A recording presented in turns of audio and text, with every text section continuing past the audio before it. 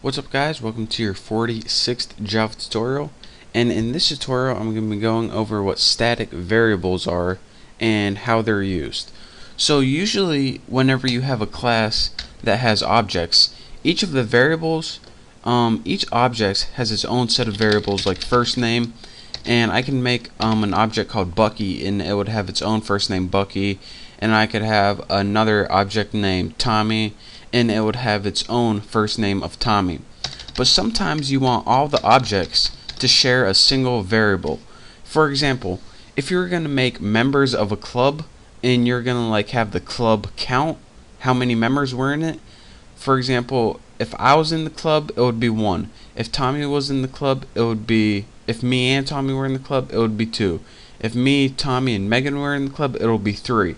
And we each don't need to see that. We each don't need an updated variable or a separate variable for 3, since the members in the club is all the same. So, for example, there's some variables that you just can share, and you're saying, alright, why don't you just write a separate variable for each object and update it? Well, that takes a lot of time and space, so you'll see what static is by the end of this tutorial, and it's one of the most useful things that I actually taught you so far, so listen up.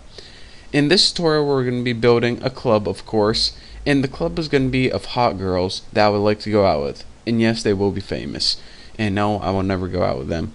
So let's go ahead and make a couple regular variables first. For each object, it gets its own private string. And let's go ahead and put like first for first name. And then go ahead and put private string and last for last name.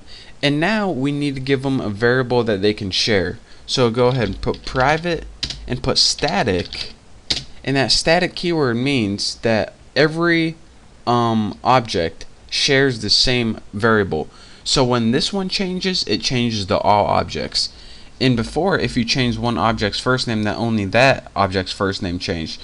But when you change a static variable, they change with all objects. So if I change this to 4, then all objects would see 4. Got it? Good. So static int, and we'll have members of our club, and we'll initialize it to 0. So without building anything, we have 0 members in our club. So next, let's go ahead and make our constructor. So public, our class name is Tuna, and it's going to take 2 arguments: string first name and string last name. This is how we're going to insert members into our club. And in our constructor, just put first equals first name, last equals last name, and let's just go ahead and put something like members plus plus. So each time we add a member, it adds 1 to our members variable. So after we add our first member, members will equal 1. When we add our second member, members will equal 2. So next, let's just go ahead and system out print format, and our format will be something like, again, you can be creative with this if you want. Constructor for, make sure you spell it wrong, %s. So it will be a constructor for Bucky Roberts, and then we'll have members in the club, and then put like colon %d, and then a new line. So we're gonna have like constructor for Megan Fox, members in the club 1. Constructor for Natalie Portman, members in the club 2. Easy enough. So now we need to put first, of course, last, and members. And I spelled that wrong. members, members. That's a pretty catchy tune.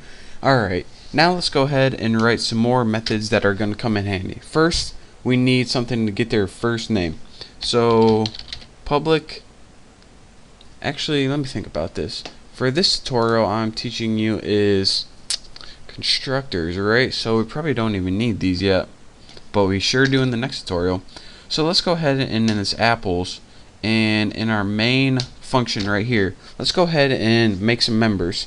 So let's go ahead and make member 1, Tuna, because it's in the Tuna class, member 1, and we'll set it equal to new Tuna, and of course it takes the arguments. Again, you can see what arguments it takes by this constructor over here: a first name and a last name. So the first name can be Megan, and the last name of girls I want to date club can be Fox. So now what we should have outputted on the screen is, well, might as well just do it. Constructor for Megan Fox and members in the club 1. Easy enough. So let's go ahead and make another one now.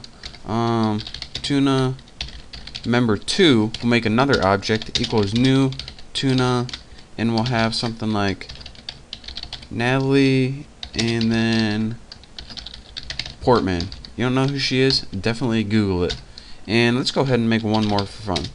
Tuna member 3 equals new tuna, and let's see. Let's get Taylor. She can join the club too. And Swift. She is a babe with a pretty voice, hottie with body, cutie with booty. Anyways, so we made 3 different objects. Each one. Well, let me run this. Show you guys that it works. Show myself that it works. So we made 3 different objects right here. One for Megan Fox named member 1, one for Natalie Portman named member 2, and one for Taylor named member 3. Each of them has their own set of variables. Let's look at this one, Natalie Portman, member number 2. For every object, they have their own set of variables right here. Natalie has her own first name right here, and she has her own last name of Portman right here. But they all share this members variable, and they can, like Megan Fox, this object, she can't see what Natalie's names are, but she can see the members in the club has changed it too. And when Taylor Swift joins the club right here, since it's static, it means all of these objects share the same static variable, so they can all see that the members of the club has changed to 3.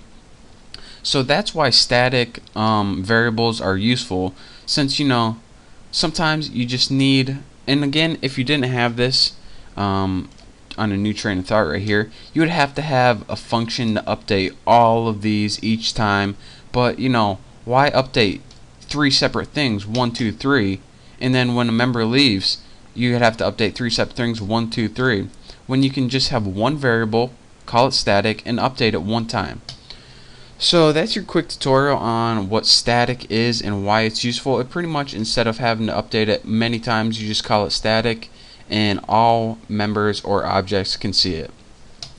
So thank you guys for watching this tutorial. If you don't understand, you will in the next tutorial, because we're going to be going over static some more. But like I said, thank you for watching. Don't forget to subscribe, and I will see you next time.